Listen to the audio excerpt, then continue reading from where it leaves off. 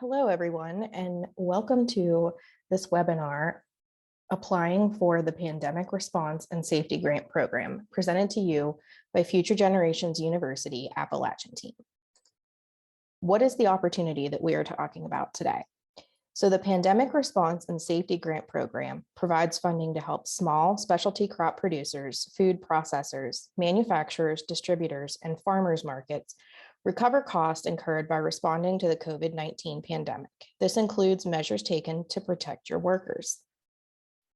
It is authorized and funded under the Consolidated Appropriations Act of 2021. All applications submitted before the deadline of November 8th, 2021 will be considered for funding. However, applications are not reviewed on a first come, first served basis, so you want to be sure your application is complete. So who qualifies for this assistance?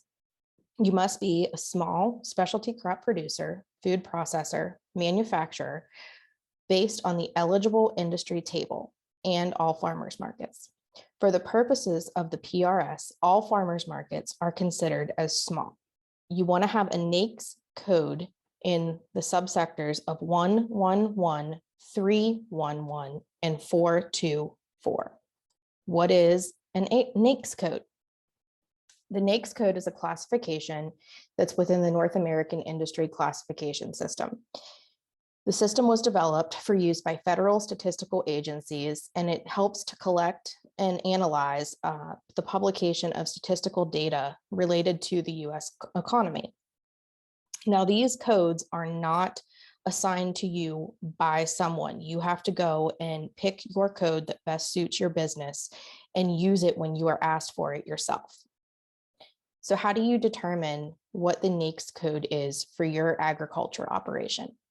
You want to go ahead and go to this site right here, www.naics.com/search. And when you do that, this is what you will see right here. So to determine the NAICS code for your operation, you want to type in the keywords that describe your operation right here, and then hit search or enter. Your search should reveal the following table, and you want to look at the first three numbers of the left on the left hand of the NAICS code. So this is where you want to see the 111, the 311, or the 424 at the beginning of each of those codes.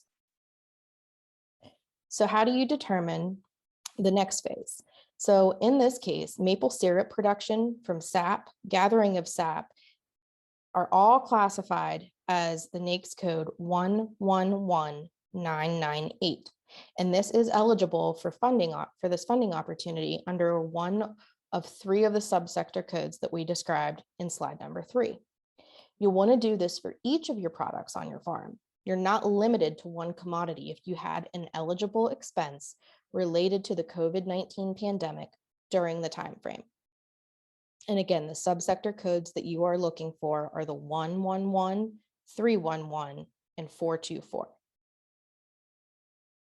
Finally, once you have qualified your subsectors, you want to go ahead and go to www.sba.gov/sites/default/files/size_standards table.pdf. And we'll have these links available for you. Locate your identified NAICS subsector and make sure that you fall below the income and employee, if any is indicated, amounts. For most of the operations here in West Virginia, you should meet the definition of small. Remember, each of your agriculture products that you spent money on COVID-19 expenses and accommodations qualify, so you should go ahead and use those. So the important thing to remember here is that there are minimum and maximum amounts of expenditures that you can request this grant funding for. The minimum amount is $1,500 and the maximum amount is $20,000. There is no cost sharing requirement for this grant program. However, the expenditures for this grant must have occurred between January 27th of 2020 and December 31st of 2021. So what types of expenditures will the grant cover? They'll cover workplace safety, market pivots that you had to make, retrofitting your facilities, medical care or costs that were incurred, housing for your workers, and transportation. If you had to purchase personal protective equipment, that would also be included in this. That includes masks, gloves, hand sanitizer, any of that stuff that was a standard PPE for COVID-19. Additional cleaning supplies, like if you had to switch to a different brand for the COVID-19 coverage, thermometers, hand washing stations, and installation and purchase of air filters or new signage, all are covered under this grant. If you had to make market pivots, this is also where you can get some of those costs that you incurred back. This includes the implementation of market pivots to protect against COVID-19.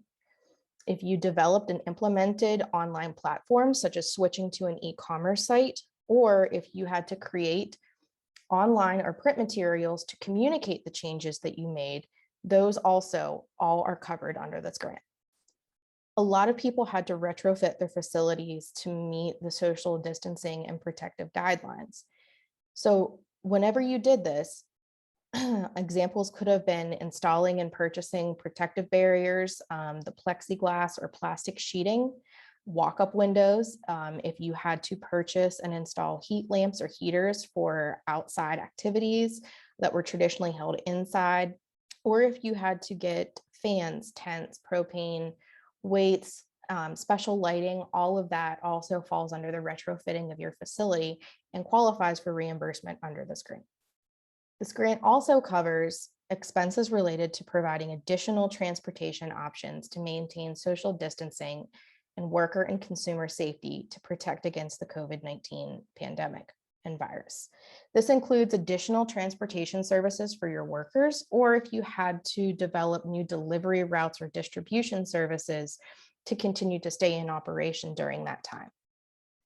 Worker housing, these are some examples that are also covered for reimbursement, and that includes the expenses related to worker housing that was protecting against COVID-19. If there was additional housing resources or services that were utilized to maintain social distancing, and space created for quarantining of new or exposed employees. For medical, we have costs that are associated with providing health services to protect your workers against COVID-19. If you provided vaccinations or regular testing for your employees, you can also be reimbursed for that. The healthcare treatment of your infected employees, and this includes any paid leave that you provided due to a COVID-19 infection. So what's next? So once you've decided your subsectors, you want to determine your small business status and have more than $1,500 in total expenditures in the eligibility section. If you meet all of those, you will want to consider applying for funds. So once you've decided to apply, you may need to provide your Dun & Bradstreet number. If you don't have a number, DNB has set up a streamlined website for this process, and you should not have to pay for a DNB number. You can go ahead and find that at support.dnb.com/CUST equal pandemic response. And again, we will have these links available for you.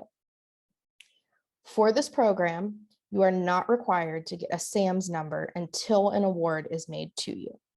So finally, the application portal opens on September 23rd, 2021 and closes on November 8th, 2021.